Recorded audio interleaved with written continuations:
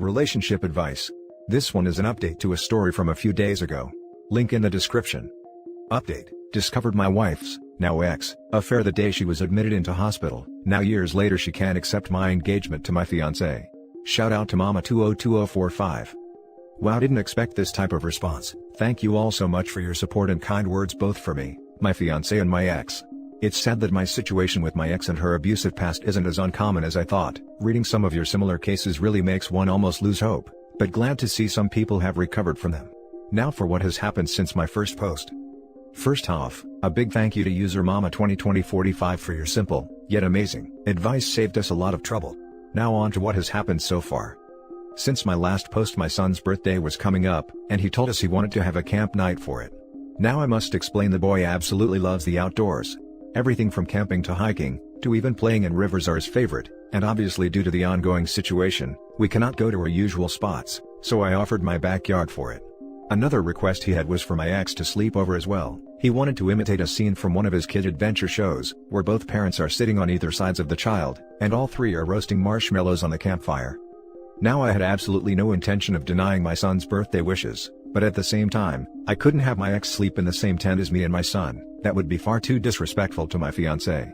Even though she said she understood, it was clear she wasn't okay with it. My ex seemed to take advantage of this and kept saying how much she was looking forward to spending the night with her two men, and even went as far as to buy a whole lot of camping equipment that would put Bear Grylls to shame. She was certainly trying to rub it in my fiancé's face, and wasn't graceful about it either. I had to tell her to stop a couple of times, but she only relented when I threatened to invite her sister. Ever since our divorce, my ex has had a burning hatred for her sister. She, my ex, acknowledges her role in the destruction of our marriage, but blames her sister for encouraging the affair and not safeguarding her from making choices that would ruin hers. But more importantly, according to her, our life together, it's gotten so bad that she refuses to let her sister spend any significant amount of time with our son, which at one point caused my ex-sister-in-law to have severe depression. My ex-sister-in-law has been trying for years to reconcile with her sister, but it just seems to get worse as time goes on. A Redditor Mama 202045 offered me a simple and effective solution. She suggested I go out and purchase a multi-roomed tent, that way my fiancé could be included. I wasted no time and immediately went out to get one. Of course my ex wasn't too happy about that, but was glad to be under the same roof as me. During the birthday celebration my son was on cloud 9, he ran around the yard and pretended he was a great explorer discovering a new land. When evening came, I made the fire and my ex provided the marshmallows. He excitingly sat between us and started roasting his marshmallow alongside us. What I didn't expect was, after we were done taking pictures and making s'mores, he handed my fiancé a stick and a marshmallow as well and sat next to her to make his second s'more. It's honestly a mystery how something this pure and perfect could come out of the absolute mess that was the relationship between me and my ex. My ex asked for a bit of my time, to which I obliged. We stepped into the kitchen and she apologized for her behavior on the day that I proposed, but not for her actions following that. She told me she still sees me as her husband in her mind, so the thought of me giving my heart to another terrified her. She said she never wanted to cause me pain, and would give anything to go back in time and undo her mistakes. She mentioned how happy she was when the paternity test showed that I was the father, because she thought it was a new beginning for us, and that he was proof of our love. I thanked her for the courage to share all this, but told her I was happy with where I am in life and with whom I am with, but hoped she would find someone to make her happy as well. She said she meant what she told on the day we divorced, and will wait for me. I left the kitchen feeling exhausted, because none of what I was trying to say got through to her. We decided to call it a night, where me and my fiancé slept in one room of a tent, and my ex with my son in another. All in all, a good birthday for my son but not so good night for me. That's things so far, and promise to update if anything major happens. Now for the top advice of this post. One suggestion here. Never ever be alone with your ex. Make sure any interactions with her include one of your adult friends, family members or fiancé. Her mindset is, you belong to her and she will go to any lengths to torpedo your relationship, and get you back. After what she told you in the kitchen, I would record every conversation with her just to cover my own butt.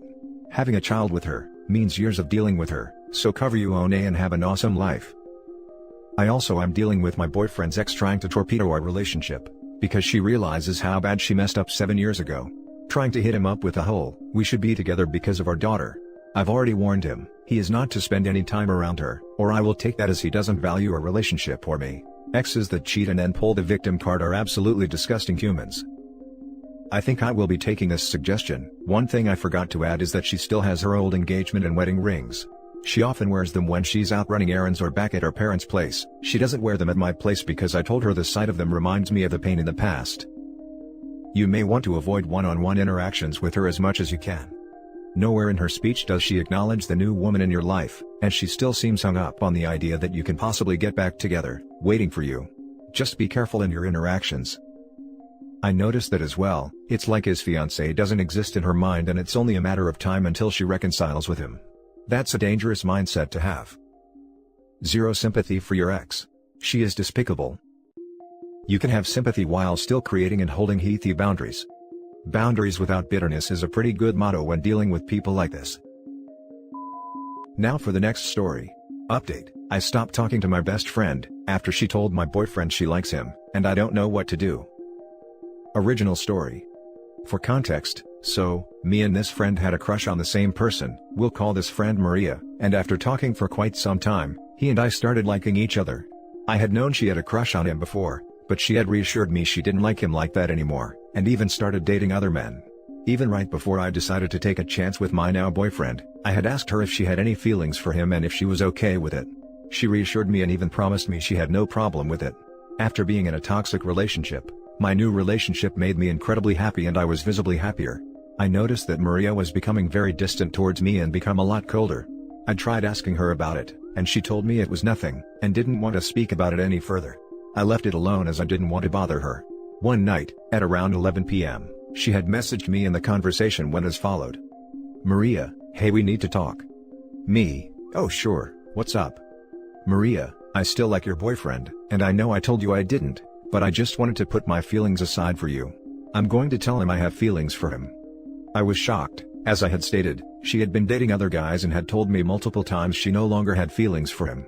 I told her it was fine, but I asked her why now. She basically told me she had always put my feelings first and not her own, and needed to put herself first this time. I was hurt. I had always done my best to be there for her, even when she spoke about the same things. She even told me that the only person she considered to be a true friend had been a girl she had recently spoken very badly about. At this point, I was shaking. I didn't understand why she would say that and started crying when she said she didn't know what would happen to your relationship after I tell him I like him. My boyfriend came to me straight away after she told him and he asked what happened, as he saw I was upset. I told him what had happened and he reassured me nothing would happen. I stopped talking to her straight after and so did he. Now, the reason why I'm posting this is because Maria recently reached out to me, apologizing for what she did. But her apology was iffy to me. It basically was I'm sorry you feel that way and I was tired of being selfless. I told her I was still hurt and she said she understood. She's tried reaching out to my boyfriend a couple of times as well, asking if I was okay. I don't know if I'm being dramatic or unreasonable. I'm just hurt by all this. Now for the top advice. Actions speak louder than words, i.e. your boyfriend came to talk to you about what's going on and that's awesome. I had to learn the hard way that any apology that included, "I'm sorry you," is not an apology. Learn from my mistakes and know that there are much better friends out there that will support you instead of blaming you for their wrongs. I had a similar thing happen to me. This friend got super obsessed with my boyfriend and how well he treated me, that she started fantasizing about her and my BF. She told me how he deserves better, someone who loves him irrevocably. She slid in his DMs and confessed. We are no longer friends. This is not okay. Your friend tried to sabotage your relationship even though she knew about your toxic past and how good this relationship is for you. And the apology seems a bit shady to me. Do yourself a favor and cut her off. I'm sorry, but what? She basically told me she had always put my feelings first and not her own, and needed to put herself first this time. Okay, this BS she stammered out doesn't make any sense. Maria could have easily asked the guy out before you if she wanted to. What did she expect? For him to be single for her? Also, the "I'm going to tell him I have feelings for him" part is ridiculous. What is he going to do? Automatically dump you for her? Girl needs to get over herself. Her apology is half-assed and she's probably only apologizing to save face, or her stupid plan of confessing backfired on her so now she's trying to salvage the friendship. You aren't being dramatic op. The only one thinking she's in some rom-com fantasy land is Maria. I say drop her from being a friend. She's only going to grow and resent your relationship. She's not contributing anything good to this friendship. I think she absolutely believed he would dump OP for her. She even told Get she didn't know what would happen to your relationship once she told him. LMFAO, she totally thought he would get with her. Maria is disrespectful and delusional. Cut her off completely. Tell her your friendship is over and she is now free to put herself first, because there is nobody else around anyway. She first lied to you about her feelings and then she tried to sabotage your relationship. She actually thought that all she had to do was confess to him and he would immediately dump you and say, "Finally, Maria wants me." Huh? What the F was she even thinking? That the reason he was with you was because she hadn't told him she liked him, and now they could finally be together? And your boyfriend needs to tell her to stop texting him altogether. She is fake concerned about you as an excuse to keep communication with him. Now for the update. This is an update to a post I made a few days ago, and I just wanted to say thank you to all the people who took the time out of their day to comment advice and be supportive.